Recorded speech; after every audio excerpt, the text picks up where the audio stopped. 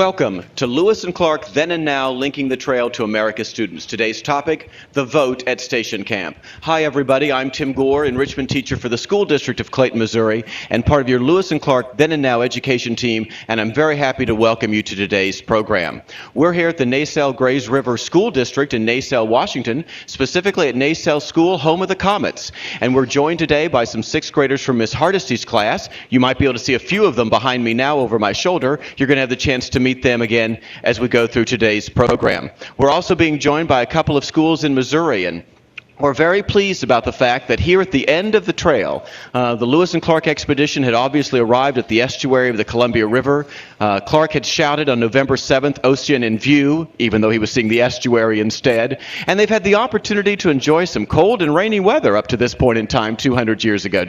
But we're seeing some beautiful weather here today, and we're excited that we're able to connect schools from Washington to schools from the St. Louis area as we talk about the end of the trail. It seems only appropriate that we have beginning and the end of the trail here. So I want to go out to St. Clement in Des Peres, Missouri now, and just give you guys a chance to say howdy. How are you, St. Clement? Hi! St. Clement, you're looking just fine there. It's good to see you guys again.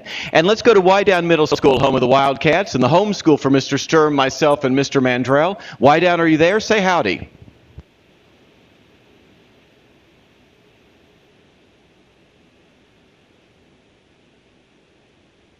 If Wydown isn't there, I'm sure they'll come back to us in just a minute. I'm going to ask Mr. Sturm to switch to our audience camera here for our student group at Naselle so they have the chance to say hi to the folks at Wydown and St. Clement. Go for it, Naselle. We're going to have the opportunity to incorporate questions from those three student groups, and if you're watching over the internet, you can always email us questions to lewisandclark@clayton.k12.mo.us. And if you're watching on St. Louis County Cable Channel 22, we welcome your email questions as well. So we're talking today about the vote at Station Camp. To begin with, we just want to talk about the importance of voting. What difference does it make that people might be interested in voting? So I want to turn first of all to some of our students here from Naselle and ask about why we vote today, who has the vote, those kinds of things. So Mr. Sturm, if you'll switch once again to our student audience camera. I want to talk to Bonnie and Austin because I know they've got some information about that subject. So I'm going to move over here. Austin, come right around here and join me. Come right on up. Talk to us a little bit about the voting process. What's the comment that you wanted to offer there, Austin? See, we're not quite on the camera yet. We're going to go over there, and we're going to bend down just a tad. Go for it, Austin.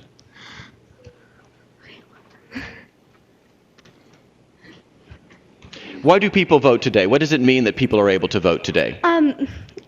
It means a lot, and people vote today because they want their opinions showed for what they want and who they want to have it. Good. And do you think it's an important thing that people are able to vote today? Yes.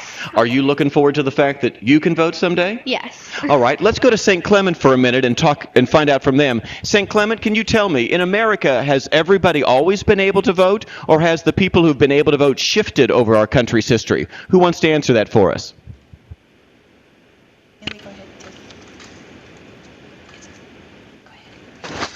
No, they haven't always been able to vote. That's right, St. Clement. How has that changed? Can you have who are people who were not able to vote at the beginning of our country who are able to vote now? What are some examples of that you can think about?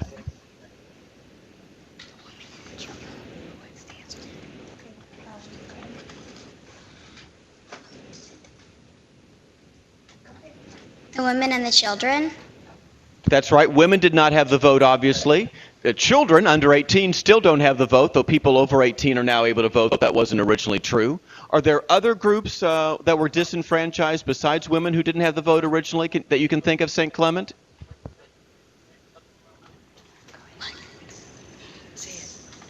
The blacks.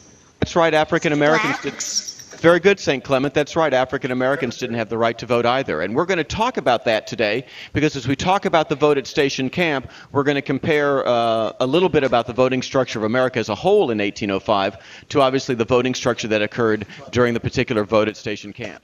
I want to bring in our experts who are going to join us now and give Mr. Sturm, our technical director, the opportunity to do something else with his fingers, and that is to zoom out on the camera. We're going to be joined today by a number of people who are very aware of the Vote at Station Camp. First of all, Jim Sace from the Washington State Historical Society. Thanks so much for joining us, Jim. Thank you, Tim. And Chip Jenkins, who's the superintendent of the Lewis and Clark National Historic Park over there in Fort Clatsop. Hi, thanks for coming out. It's a pleasure to be here, and we'll once again obviously be joined by Scott Mandrell from the School District of Clayton, Missouri, who's just finished retracing the Lewis and Clark Trail. So, Scott, thanks so much for joining us as well. Thanks, Tim. It's good to have you here, and there's Mr. Sturm. Thank you very much for getting over to Mr. Mandrell as well. Let's talk a little bit about the history here, Jim and Chip. There's obviously going to be a vote at Station Camp. Now, historically, that happened on November 24th, 1805. Am I remembering my dates right, or have I had a history block? No, that is correct. It was likely in the evening on November 24th, 1805. And remember that vote came after several weeks of horrific weather on the coast. And so the situation for the vote had been set up by the Corps having to live through that horrific weather and then having to make a very difficult decision. Now, had either Chip or Jim, had the Corps done this kind of voting before? Had Lewis and Clark, as regular leaders of the Corps, asked for members' opinions at other points in time? Not in the nature of this vote. He recorded this, Clark recorded it very accurately in his notes and reflected those members and how they voted, and that was unusual in the journey. Okay, and I want to get some feedback from our student groups here. First of all, I want to see if Wydown has joined us. Wydown Middle School, are you there again? If so, please say howdy.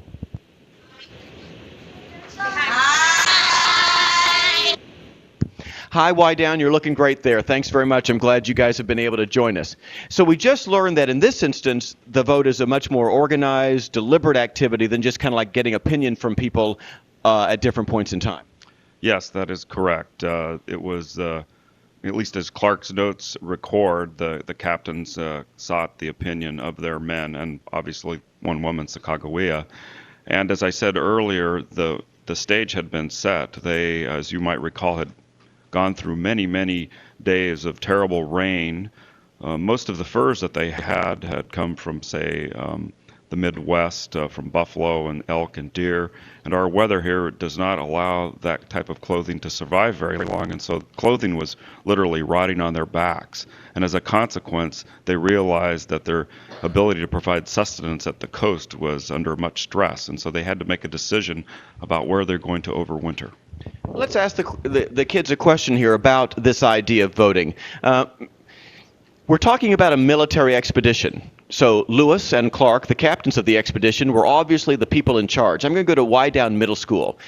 Do you think that normally during a military expedition, guys, members of the military platoon, the company, the battalion, get to vote on where they want to put their headquarters, or get to vote or where they want to decide to go into battle? Do you think that's a normal part of military stuff? Wydown, what do you think?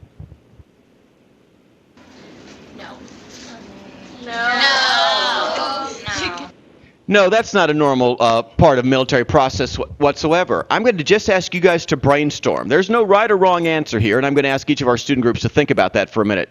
Why do you think Lewis and Clark might have decided to do that this time?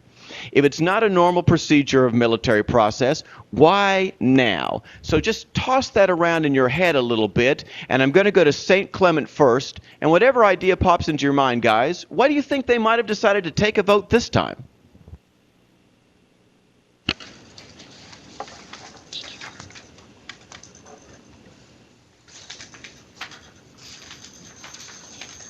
Because they would need everybody's vote because they would be sleeping there too.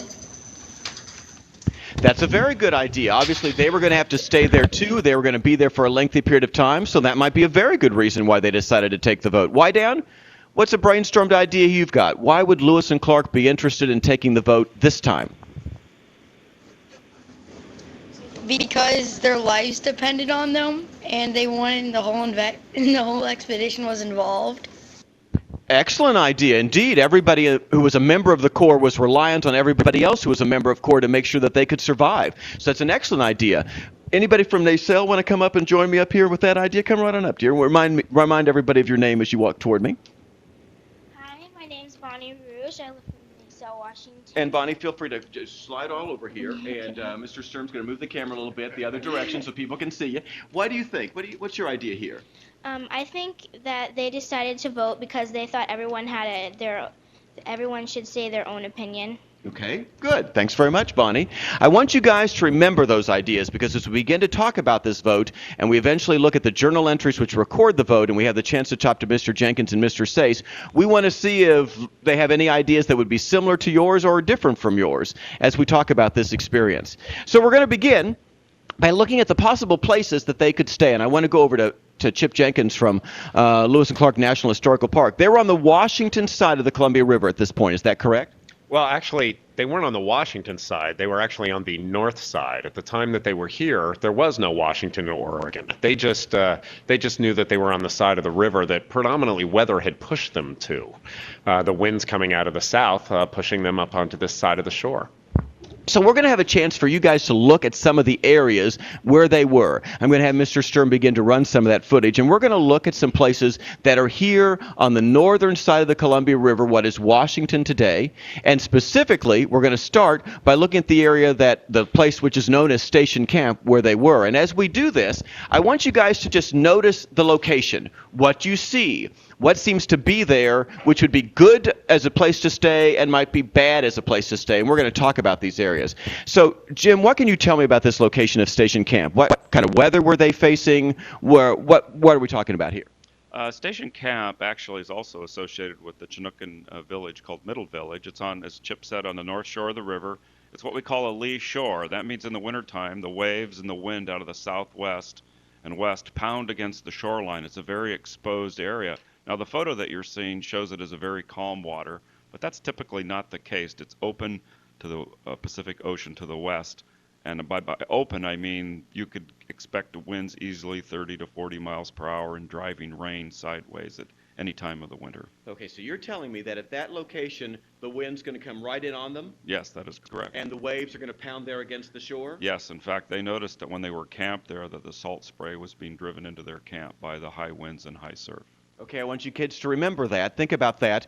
One possible location is the area around Station Camp.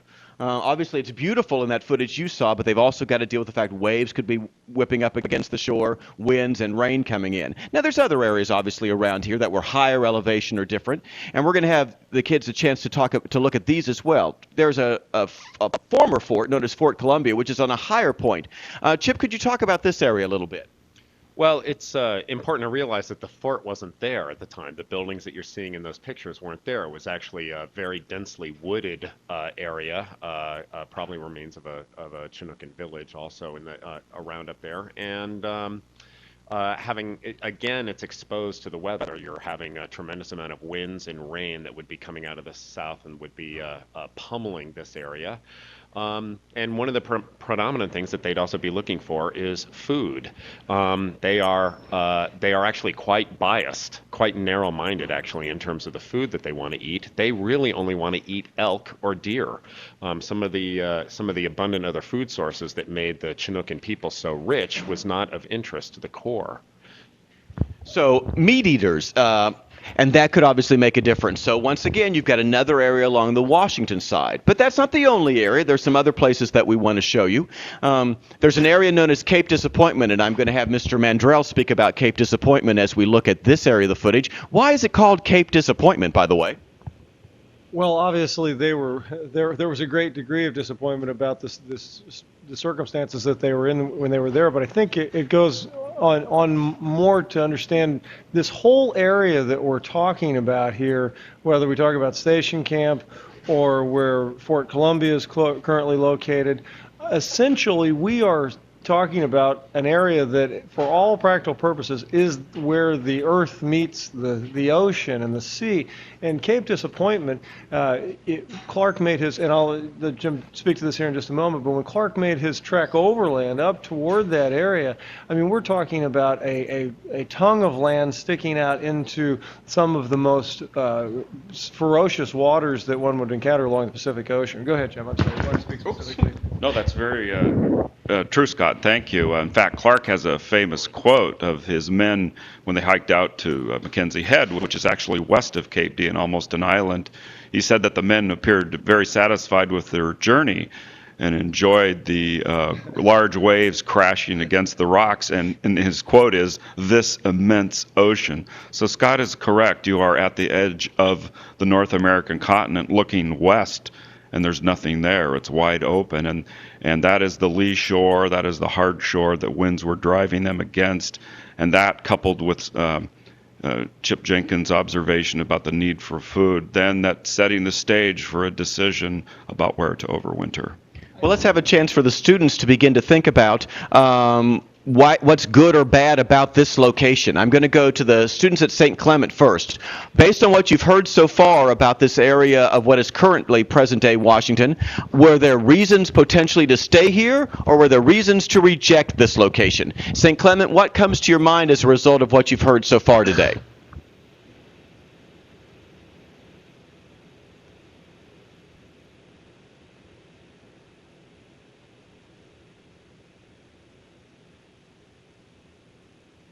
Well, we're not sure if St. Clement's connected for this moment in time, so instead let's go to Wydown Middle School. Based on what Mr. Jenkins and Mr. Mandrell and Mr. Sace have told you, are there reasons why it would be good to stay in that area, or are there reasons why it wouldn't be good to stay? What's a point or two you'd like to make there about this possible location, Wydown? I think that it'd be like good to stay there because there'd be like fish and elk and forest, but it also wouldn't be good because there's like a lot of storms and big waves and bad weather.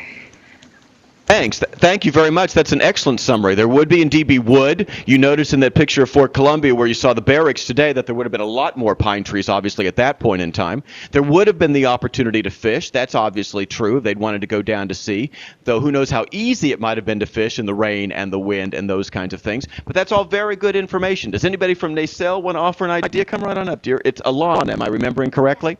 Mr. Sturm's going to slide that camera over again. And Alana, what do you want to offer here? Well, I think it wouldn't be good because they wouldn't have any salt to preserve their food, so they wouldn't be able to last that long without them. Now, Alana, I'm going to put you on the spot here. You may or may not know the answer to the question, but since you mentioned salt, why would they need salt? How does salt help preserve food? What are you talking about there? Well, it like dehydrates it, so it wouldn't, so it'd last longer than it would being like not, than it would not being dehydrated, be fresh, and it'd rot a lot faster. Thanks for that idea. I'm going to turn right over here to Mr. Sace. What do you think about that, Mr. Sace? Well, it's very possible. I mean, you need certain types of chemicals to preserve your food, and obviously salt helps in the fact that you have a return journey to do in the spring, and you would want to be prepared for that return journey.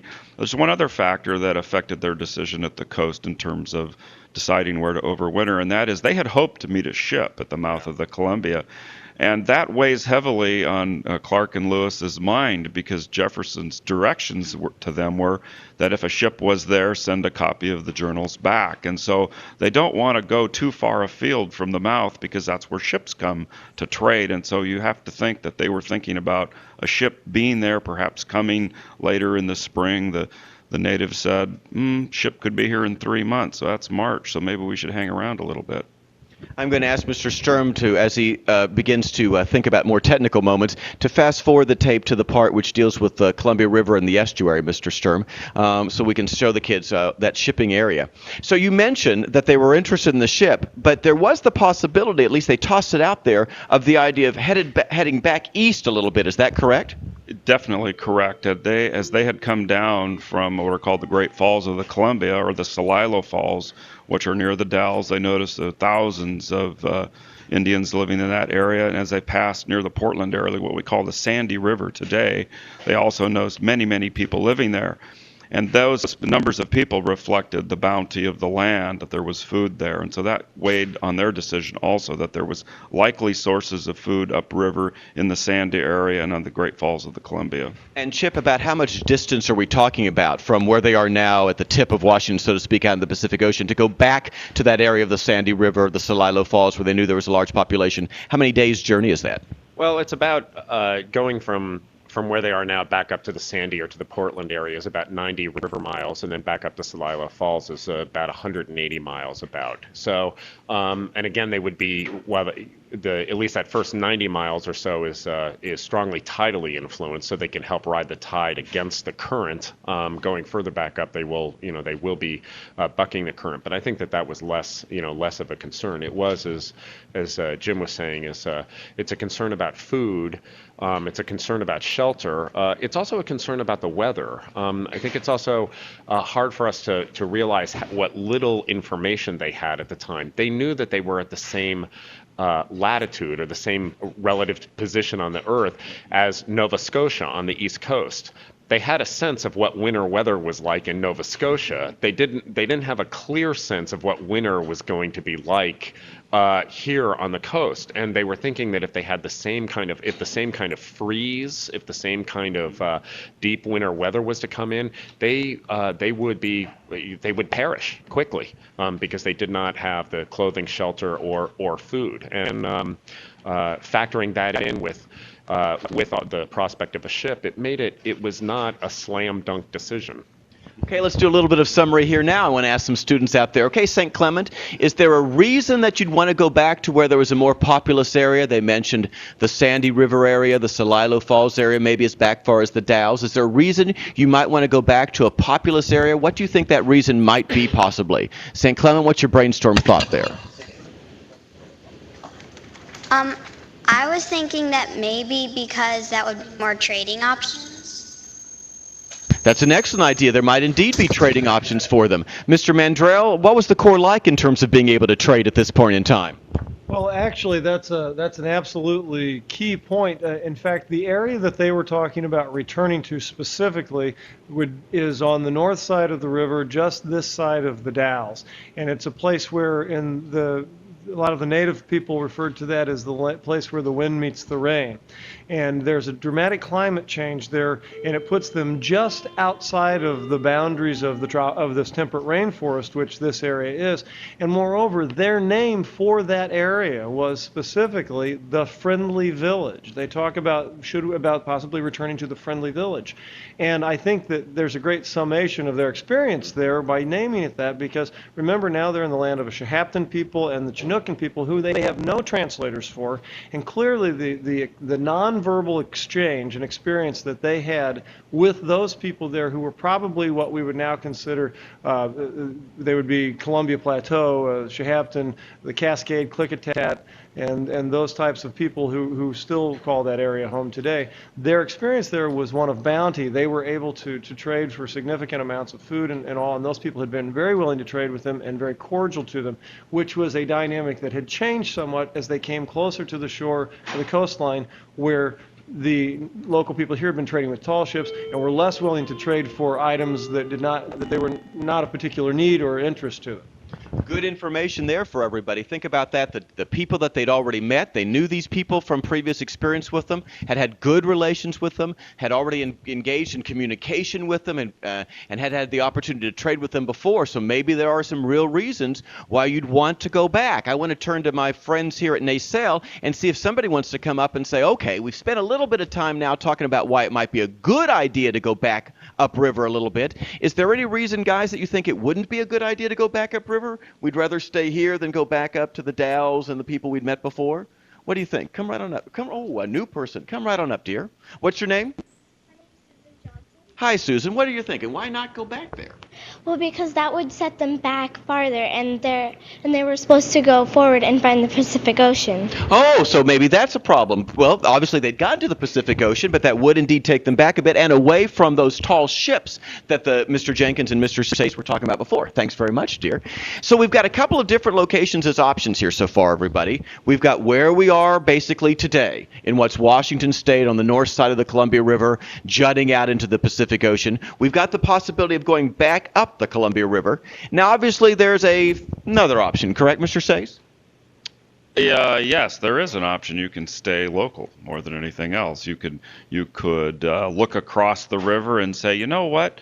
We're a military organization, but we're scientists also in that sense. So let's go do a little observation and do a little examination, and then weigh a decision from that point. Well, let's give the students a chance to see some video footage of this Columbia River estuary so you guys have a sense of what it would be that they are crossing.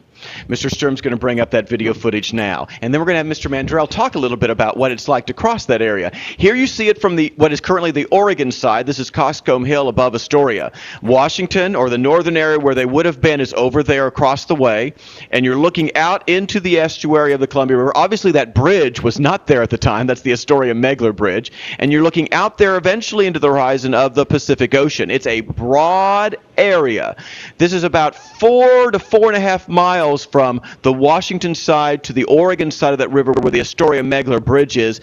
And what kind of river action are we talking about here? You're talking about an area that can have an extreme tidal exchange, of which the core experience of up to 10 feet. So that means in a short amount of time, 6 hours, can come up and go down. Come up 10 feet, go back down 10 feet, which gives you much tidal action, much very strong currents. That coupled with the rains and more water into the river gives you a very powerful river. Wind is a very, very dangerous area to cross, and I'm sure Mr. Mandrell can comment on their decisions involving canoes and the river and making a decision to cross. I want to do that, but first I want to ask the students a question. Anybody out there at Y-Down, have you ever been to the ocean and tried to swim in it? Could you tell me what's that like if you've done that? Y-Down, anybody out there have done that experience? It tastes bad. Well, it's tastes bad and it's hard to get around sort of when the waves are strong.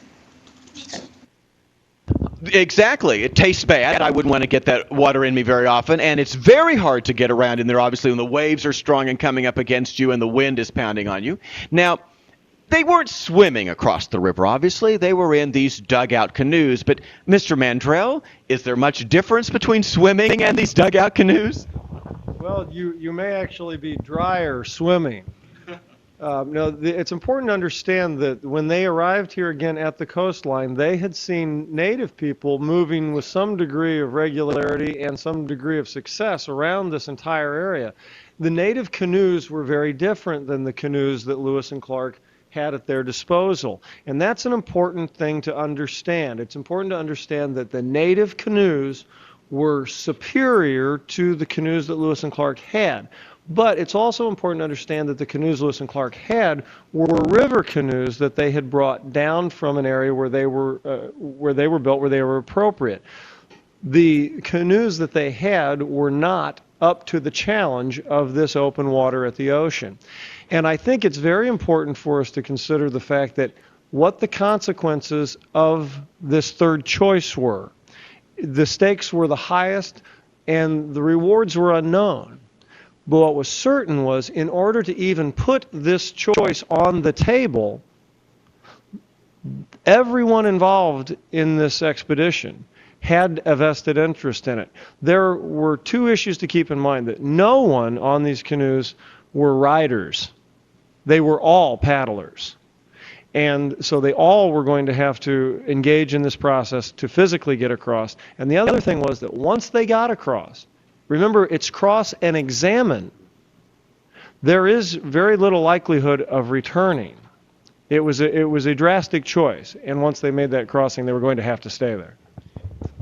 Thank you. That's excellent information. I know. So we're talking, if they want to cross over the Columbia River and examine the south side of the river, we're dealing with an area where the tide's coming in, where they've got dugout canoes that aren't nearly as good as the Native Americans of this area had.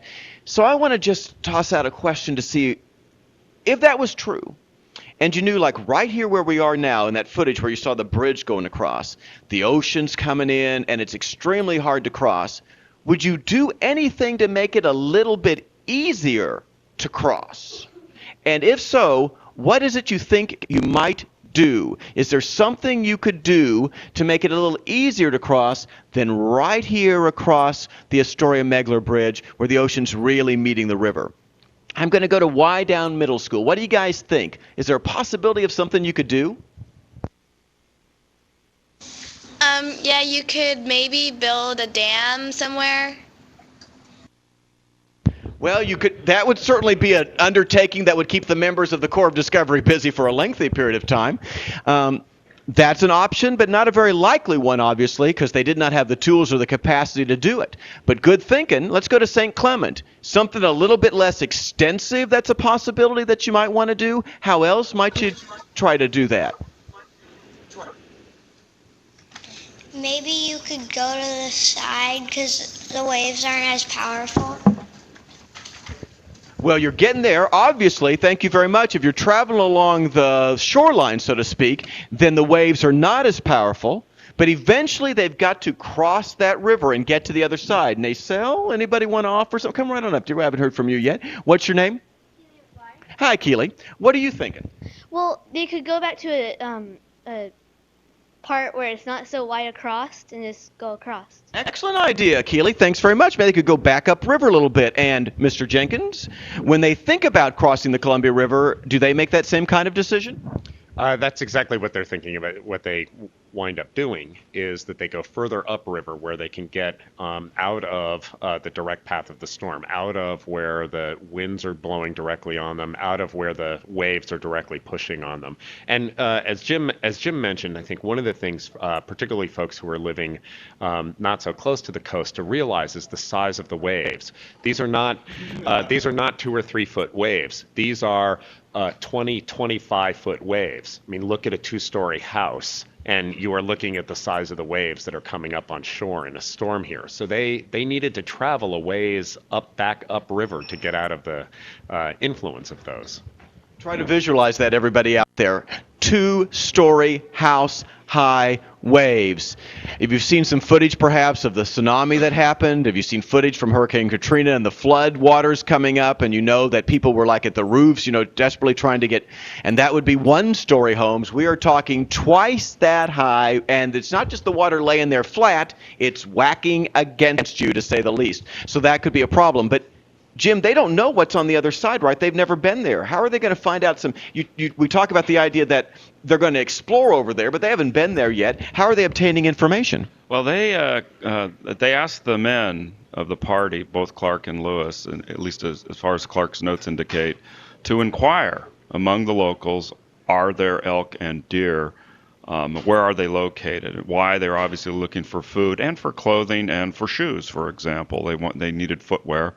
And by making those local inquiries, they discovered that, yes, there were some responses back. There were elk and there were deer in the Youngs River area. And so that information, you might say, tipped them off that maybe there was a better situation that they could find on the other side of the river. And I think that led to their decision to examine and confirm that that was the case. Okay. So let's do a little bit of summary here for our possibility of crossing the river. Let's go to St. Clement. What are some dangers you're going to face if you decide to cross the river? And based on what we've heard, what are some possible advantages that might occur because you decide to cross the river? St. Clement, what would you like to toss out for us?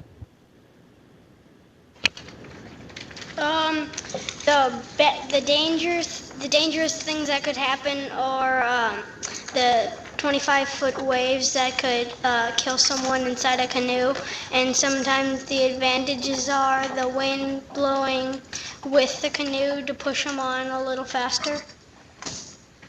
Well, that's true. The wind actually might be helpful at some point in time. That could be good. And hopefully they might find themselves some food over there, that elk and the deer. Thank you very much, St. Clement. That's good thinking. So we've got ourselves some options here. They could stay in what is the current area where they're located that juts out on the northern side of the Columbia River. When we saw that footage of the station camp area today, Fort Columbia and the Cape Disappointment. They could go back upriver a little bit to Celilo Falls, so the Sandy River area, all the way up to the Dalles perhaps. And we talked about the fact that there's some advantages to that. And they could choose to cross over and explore. Now, I want you guys to think for a few minutes about if you had to pick, based on the information that you have at this moment in time or at that moment in time, which would you have voted for? Would you have liked to stay right where you were? It's a place I know. Sure, the rain's coming in. Sure, there's waves popping in. But I know it. I'm here. Would I like to go back upriver a bit? Hey, I've been there. It was kind of good. We met some nice people. Maybe that would be fine. Takes us away from the ocean, though. So the possibility of getting salt to preserve food, as I think it was Alana mentioned to us wouldn't be nearly as great for us? Or possibly, do we want to cross over the river, no bridge available to us, and get in our nice little dugout canoes and risk big waves to get to the other side where supposedly there's elk and the deer, and maybe I know antelope are playing as well, as to quote from Home on the Range, but I don't think antelope are in this area, just the elk and the deer are there, and see if that could work for us. So give yourself a little bit of time. We're going to put up a PowerPoint slide which talks to you about some options. Stay at Station Camp. Go east a few miles to the Sandy River, go back further east to what they call the Dalles, or cross the Columbia River and explore your options there. I'm going to go to each student group and let a couple of representatives from each group do a little bit of politicking. If you were going to pick one of those places, which would you pick and why? Okay, we're going to start here with Nacelle and see what they've got. I've got a couple of hands, young man and young lady. Pop right on up here for me. Do a little bit of politicking. We're persuading. It's democracy, right? We're going to take a vote. So let's see what you want to do. And your name is? I'm Tasha Stenval from Nacelle, Washington. Thank you, Tasha. And which of these options are you thinking you want to run with? I would have voted to go across the Columbia River because that's what they were there for, and like Alana said, they did need salt. Okay, so they need salt and they're there to explore. Yeah. 2 good reasons. Thank you very much. Pop right on over, young man. And what's your name, sir? Hi, I'm Sean Martin from Nacelle, Washington. Thank you, Sean. And what do you think? Where would you choose to go? What's your option you want to run with? I drove across the Columbia Okay. because times can be hard, but they know more about their country. Okay, know more about the country. Thank you, Sean, very much. Let's go to Wydown. Who wants to do a little bit of politicking at Wydown? What are some options there, guys? 2 people tell me from Wydown. What would you choose and why? 2 people. I would choose, go cross the Columbia River and explore the options there. Yeah. Thanks very much, Wydown. Is there a second Wydown person with an idea? I would go back to the other fort and stay there until the storm is done. Other fort.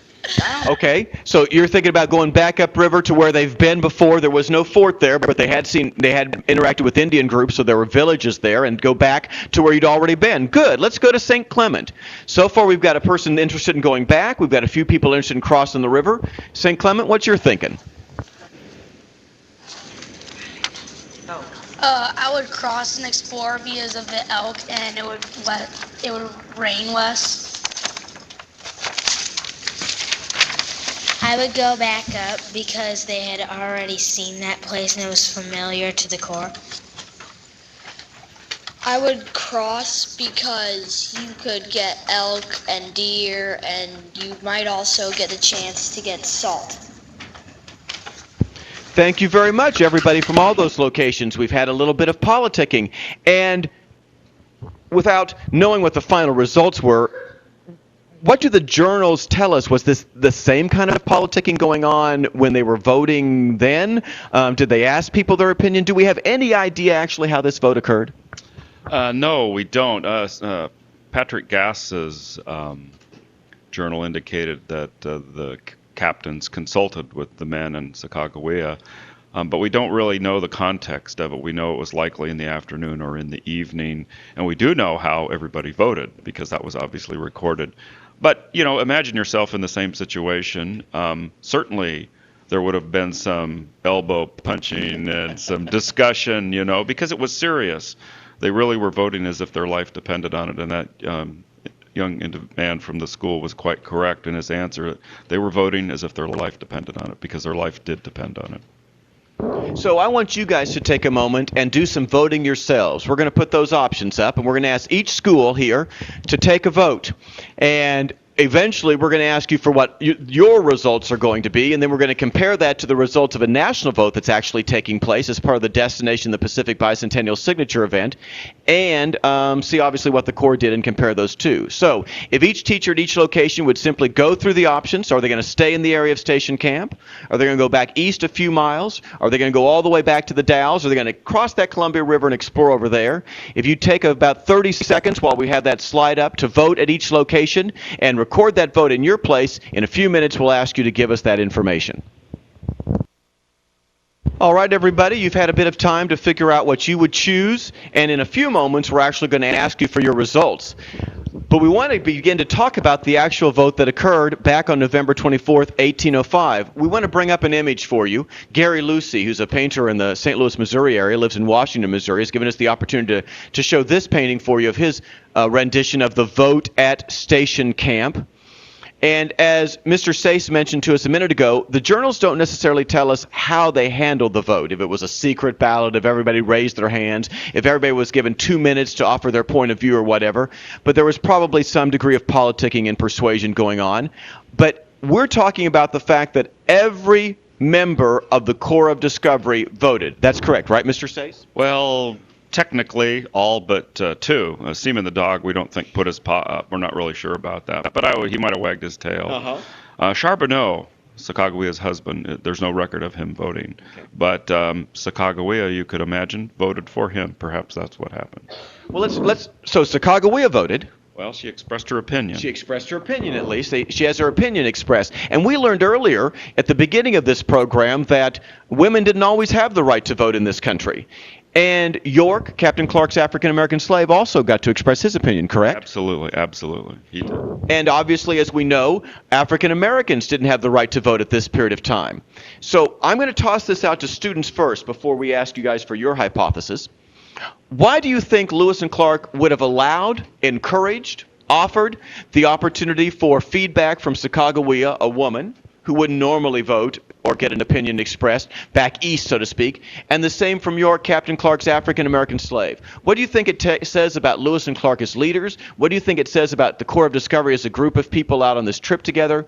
What do you think it says? Why do you think they might have wanted these people to participate in this voting, this opinion process? Let's go to St. Clement first and see what you guys think.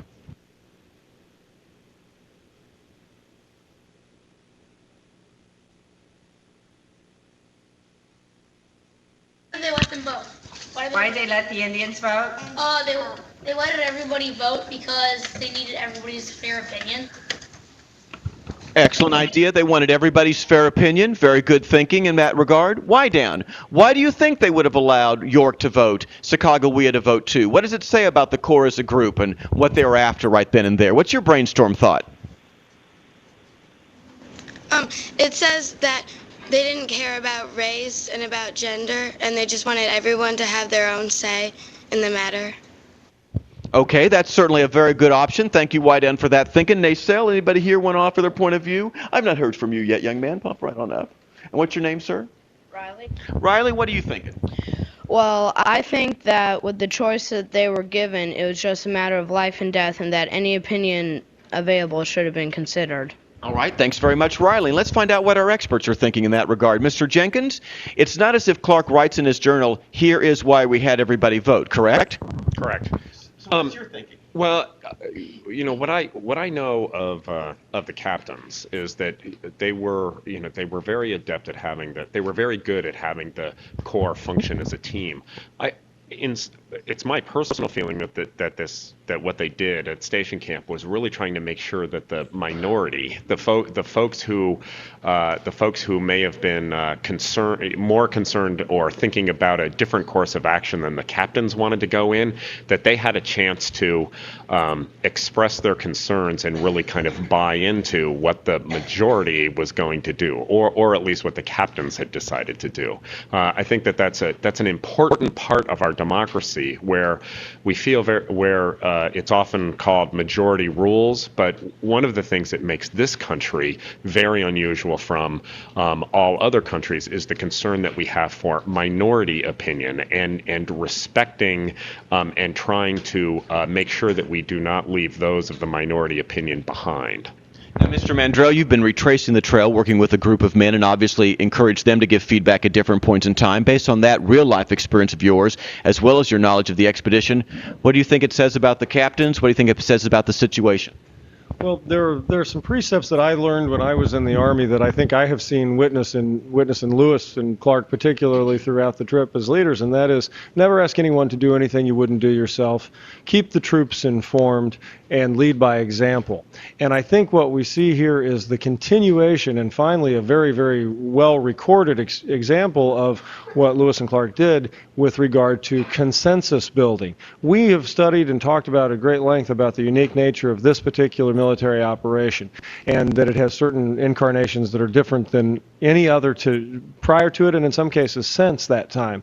And what they were about to undertake was, and we've made the comparison to space travel and that sort of thing, they were going to get in space capsules, and they were going to, it was almost like orbiting the moon, and finally they were going to land upon it by making this crossing. This was going to test their mettle literally as they crossed the mouth of this Columbia. All of the experiences that they had had to date as a group were going to be necessary in order to complete this task. And so it was important that they had consensus. Consensus, the important concept that everybody comes together to reach a decision together and is willing to accept the decision of the whole group because they've all had an opportunity to participate in that decision-making process. It's an important concept, an extremely important concept in terms of democracy, and you guys have probably practiced that consensus building in classroom activities, baseball teams, whatever the case may be. Now, we've had the chance to hear all sorts of information today about reasons as to why cross, why stay where they were, why go back a bit, and students have had the chance to politic a little bit for that situation. But every once in a while, of course, they're living in every once in a while when you're forced to deal with a situation, you may not know everything that you need to know. And so you're forced to get information from other people that, you've just got to trust, so to speak. You've probably been involved in a situation sometimes where you're thinking about making a decision. You didn't know everything that you wanted to know, so you asked Mom, you asked Dad, you asked Brother Bill, Uncle John, whatever the case would be, and you asked them for their opinion. And you just assumed that they were giving you the straight facts. Well, now, Mr. Mandrell was mentioning an interesting thing to us as you guys were voting. We've talked about the fact that the Native Americans, the Indians on what is the Washington side of the river, were telling them that across the river there was elk, there was deer, hunting. Mr. Mandrell wants to explore a point with you about this that's related to this a little bit. What were you talking about, Mr. Mandrell? Well, one of the things is that the Chinookan people were very wealthy. I mean, by comparison to many of the tribes, they had well-established communities, they had houses, they had fleets of boats. Their fishing industry was as sophisticated as probably any in the world at that time, and they were very wealthy people. And with regard to that, and they had a very stable and comfortable life by comparison to many of the tribes. And these 30-plus individuals who showed up one day in the midst of their life were having an impact on the community. And if you think about it, I mean, on average, each one of the winter quarters that Lewis and Clark built led to the taking down of thousands of trees between the building of the complex itself, or the compound itself, the cantonnement, the buildings and fence lines, and the cutting down of wood for winter heating source. In addition to that, the impact that they would have with regard to hunting in the area and all of these things certainly would have maybe at least informed the involvement that the Chinookan would have had with regard to the good advice to travel to the other side, like maybe keep moving. I think that's just fascinating information that we've added to the conversation because we've all probably experienced a moment just like that. I'm going to have Mr. Sturm bring up the journal entry from November 24th, 1805, where Captain Clark reveals the decision here. So you guys can see it. It says, and Mr. Sturm will move just a little bit to his right. Oh, that's perfect, Mr. Sturm. Together with the solicitations of every individual except one of our party, induced us conclude to cross the river and examine the opposite side. And if a sufficient quantity of elk could probably be procured to fix on a situation as convenient to the elk and seacoast as we could find. Added to the above advantages as being near the seacoast, one most striking to me, the climate, which must be from every appearance much milder than that above the first range of mountains. So they did indeed make the decision to cross the Columbia River and explore the other side, and the vote was not unanimous. Is that correct? Well, or do we know? Yes, we do. We can add up the numbers. I believe Joseph Shields voted to proceed up the river. Everybody else voted to cross and examine. And let's find out what happened at each of our student groups. Let's go to St. Clement. St. Clement, could you share for us, please, your vote totals? What did you all decide when you had your vote options possible? What were you guys going to do? For first place, we had 23 people vote cross the Columbia River and examine the options. And in second place, we got 2 people to go back to Station Camp. Thanks very much. I'm going to bring Ms. Hardesty over because she's had the opportunity to count the votes from the Naselle School and give you a chance to see Ms. Hardesty, who's the teacher who's joining us from Naselle. The Naselle School District, Naselle Grays River School District, who's given us the opportunity to be here today. And what was the information we learned from your students? We had almost Come right on up so they can hear you. Almost a unanimous decision, I'm hearing. We had one student notably that agreed with moving up the river to Sandy a little bit because of the safety factor. They really felt that they would feel more safe if it were them having to make that decision. But otherwise, I think we all agreed that the decision was the right one, and as it turns out, it was the best one historically for us. So Let's go to Wydown Middle School. Guys, how was your vote when you guys had the chance to think about your options?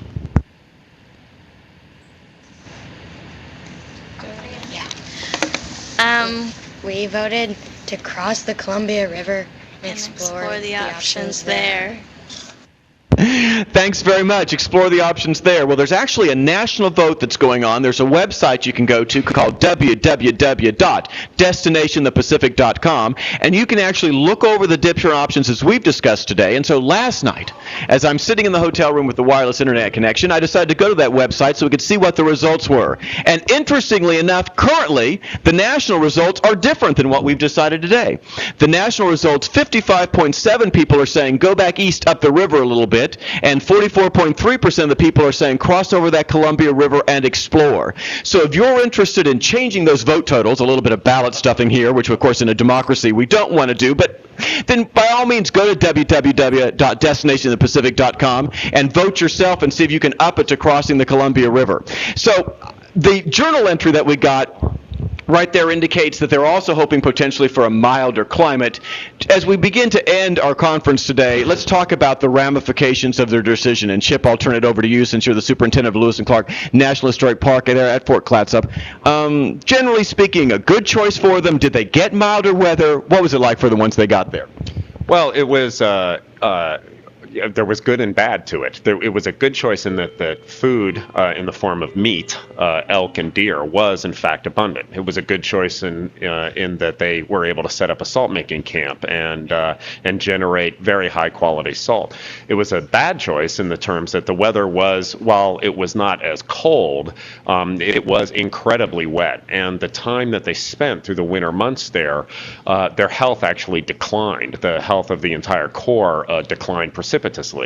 And they, which while they had ample food, they had ample hides for shoes and for clothing, their health deteriorated so much that put them at danger. And in fact, what they were also hoping for was to come in contact with a trading ship. They were not able to realize that goal either. And so eventually they stay there, they overwinter, and it's March 23rd, 1806, am I correct, Chip, when they leave that location? That's correct. It's March 23rd when they when they give the fort to the Clatsop Indians and they leave and head back upriver. So we've got a decision and we've got some consequences to that decision. That's what democracy, that's what voting is all about. You take the information, the best available information that you've got, whether it's the politicians' television commercials or you've been to their website to find out or you listen to their speeches or you do a lot of reading about policy issues, and you go into that polling place and you push a little lever or you punch a little card or you click off a little something and you vote. And then there are consequences to that action. That's what happens, and that's certainly what happened to the Corps of Discovery too. I want to take an opportunity. We've got 2 minutes left, and I want to see if there's a question that's burning in the minds of St. Clemens students, Wydown students, and our Naselle students that they'd really, really like to ask of our experts here. So I'm going to go to Wydown first. Is there one question that you guys have not had the chance to have answered today that you'd like to ask? No questions. Thanks, Wydown. Let's go to St. Clement. Do you guys have a question that you just are burning to ask? If so, let's hear it. Some people said in our school that one person died. Some people said 2 people died. Do you know how many people died and who? And how? Well, in terms of members of the Corps of Discovery, Sergeant Floyd died. He died, they're not absolutely sure, but they think it's possibly an attack of appendicitis, and that happened in August of 1804.